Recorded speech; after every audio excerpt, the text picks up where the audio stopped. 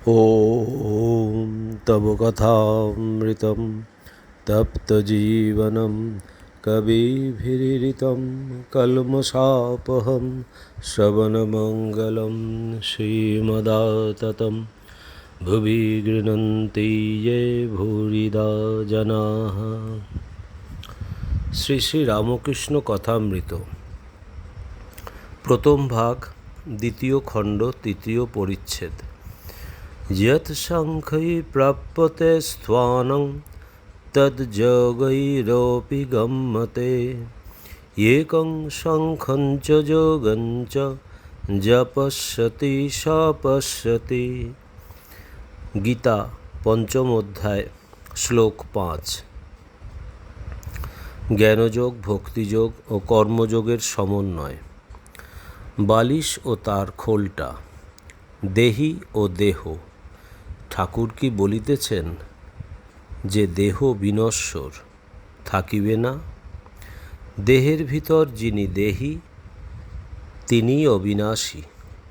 অতএব দেহের ফটোগ্রাফ লইয়া কি হইবে? দেহ অনিত্য জিনিস, এর আদর করে কি হবে? বরং যে ভগবান অন্তর্যামী মানুষের হৃদয় মধ্যে বিরাজ করিতেছেন তাহারই পূজা করা উচিত। ঠাকুর একটু প্রকৃতিস্থ হইতেছেন। তিনি বলিতেছেন, তবে একটা কথা আছে, ভক্তের হৃদয় তার আবাসস্থান। তিনি সর্বভূতে আছেন বটে, কিন্তু ভক্ত হৃদয়ে বিশেষ রূপে আছেন। যেমন কোনো জমিদার তার জমিদারির সকল স্থানেই থাকিতে পারে, কিন্তু তার অমুক বৈঠকখানায় প্রায়ই থাকেন, এই লোকে বলে। ভক্তের হৃদয় ভগবানের বৈঠকখানা, সকলের আনন্দ। জ্ঞানীরা যাকে ব্রহ্ম বলে, যোগীরা তাকেই আত্মা বলে, আর ভক্তেরা তাকেই ভগবান বলে। একই ব্রাহ্মণ যখন পূজা করে তার নাম পূজারী, যখন রাঁধে তখন রাঁধুনি বামুন।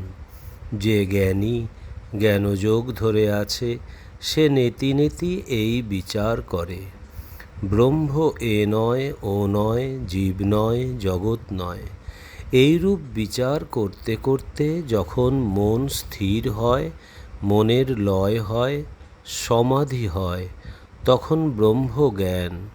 ব্রহ্মজ্ঞানীর ঠিক ধারণা, ব্রহ্ম সত্য, জগৎ মিথ্যা, নাম রূপ এসব স্বপ্নবৎ। ব্রহ্ম কি যে তা মুখে বলা যায় না। তিনি যে ব্যক্তি, পার্সোনাল গড, তাও বলবার জো নাই। জ্ঞানীরা ঐরূপ বলে, যেমন বেদান্তবাদীরা। ভক্তেরা কিন্তু সব অবস্থাই লয়। জাগ্রত অবস্থাও সত্য বলে, জগৎকে স্বপ্নবৎ বলে না। ভক্তেরা বলে এই জগৎ ভগবানের ঐশ্বর্য। আকাশ, নক্ষত্র, চন্দ্র, সূর্য, পর্বত, সমুদ্র, জীব জন্তু এসব ঈশ্বর করেছেন। তারই ঐশ্বর্য। তিনি অন্তরে, হৃদয় মধ্যে, আবার বাহিরে। উত্তম ভক্ত বলে তিনি নিজে এই চতুর্বিংশতি তত্ত্ব জীব জগৎ হয়েছেন। ভক্তের স্বাদ যে চিনি খায়, চিনি হতে ভালোবাসে না। সকলের হাস্য। ভক্তের ভাব কিরূপ জানো? হে ভগবান, তুমি প্রভু, আমি তোমার দাস। তুমি মা, আমি তোমার সন্তান। আবার তুমি আমার পিতা বা মাতা। তুমি পূর্ণ, আমি তোমার অংশ। ভক্ত এমন কথা বলতে ইচ্ছা করে না যে আমি ব্রহ্ম। যোগীও পরমাত্মাকে সাক্ষাৎকার করতে চেষ্টা করে। উদ্দেশ্য জীবাত্মা ও পরমাত্মার যোগ। যোগী বিষয় থেকে মন কুড়িয়ে লয় ও পরমাত্মাতে মন স্থির করতে চেষ্টা করে। তাই প্রথম অবস্থায় নির্জনে স্থির আসনে অনন্যমন হয়ে ধ্যান চিন্তা করে, কিন্তু একই বস্তু, নাম ভেদ মাত্র। যিনি ব্রহ্ম তিনিই আত্মা, তিনিই ভগবান। ব্রহ্মজ্ঞানীর ব্রহ্ম, যোগীর পরমাত্মা, ভক্তের ভগবান। চতুর্থ পরিচ্ছেদ। ত্বমেব সূক্ষ্মা ত্বং স্থূলা ব্যক্ত্বা অব্যক্তস্বরূপিণী নিরাকারাপি সাকারা কাস্ত্বাং বেতুতুম অহরতি। মহানির্বাণতন্ত্র, চতুর্থ উল্লাস, শ্লোক 15। বেদ ও তন্ত্রের সমন্বয়, আদ্যাশক্তির ঐশ্বর্য। এদিকে আগ্নেয়পথ কলিকাতার অভিমুখে চলিতেছে। ঘরের মধ্যে শ্রীরামকৃষ্ণকে যাহারা দর্শন ও তাহার অমৃতময়ী কথা শ্রবণ করিতেছেন, তাহারা জাহাজ চলিতেছে কিনা একথা জানিতেও পারিলেন না। ভ্রমর পুষ্পে বসিলে আর কি ভনভন করে। ক্রমে পথ দক্ষিণেশ্বর ছাড়াইল। সুন্দর দেবালয়ের ছবি দৃশ্যপটের বহির্ভূত হইল। পৌতচক্র বিক্ষুব্ধ নীলাভ গঙ্গাবারী তরঙ্গায়িত ফেনীল কল্লোলপূর্ণ হইতে লাগিল। ভক্তদের কর্ণে সে কল্লোল আর পৌঁছিল না। তাহারা মুগ্ধ হইয়া দেখিতেছেন। সহাস্যবদন, আনন্দময়, প্রেমানুরঞ্জিত নয়ন, প্রিয়দর্শন, অদ্ভুত এক যোগী। তাহারা মুগ্ধ হইয়া দেখিতেছেন সর্বত্যাগী একজন প্রেমিক বৈরাগী। ঈশ্বর বই আর কিছু জানেন না। এদিকে ঠাকুরের কথা চলিতেছে। শ্রীরামকৃষ্ণ। বেদান্তবাদী ব্রহ্মজ্ঞানীরা বলে, সৃষ্টি স্থিতি প্রলয়, জীব জগৎ এসব শক্তির খেলা। বিচার করতে গেলে এসব স্বপ্নবৎ। ব্রহ্মই বস্তু আর সব অবস্তু। শক্তিও স্বপ্নবৎ, অবস্তু। কিন্তু হাজার বিচার করো, সমাধিস্থ না হলে শক্তির এলাকা ছাড়িয়ে যাবার জো নাই। আমি ধ্যান করছি, আমি চিন্তা করছি, এসব শক্তির এলাকার মধ্যে, শক্তির ঐশ্বর্যের মধ্যে। তাই ব্রহ্ম আর শক্তি অভেদ। এককে মানলেই আর একটিকে মানতে হয়। যেমন অগ্নি আর তার দাহিকা শক্তি। অগ্নি মানলেই দাহিকা শক্তি মানতে হয়।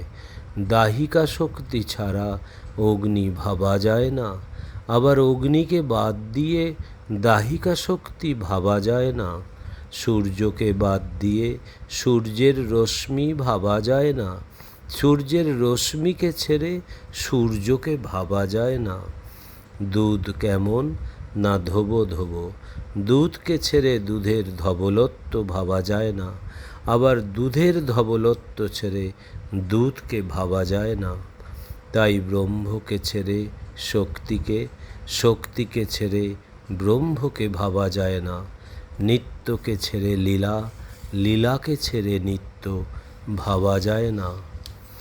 আদ্যাশক্তি লীলাময়ী সৃষ্টি স্থিতি প্রলয় করছেন, তারই নাম কালী। কালী ব্রহ্ম, ব্রহ্মই কালী। একই বস্তু।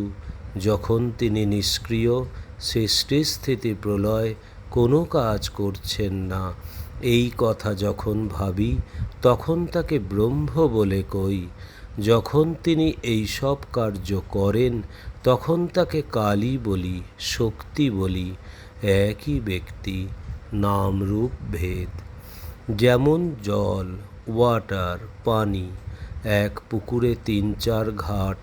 এক ঘাটে হিন্দুরা জল খায়, তারা বলে জল।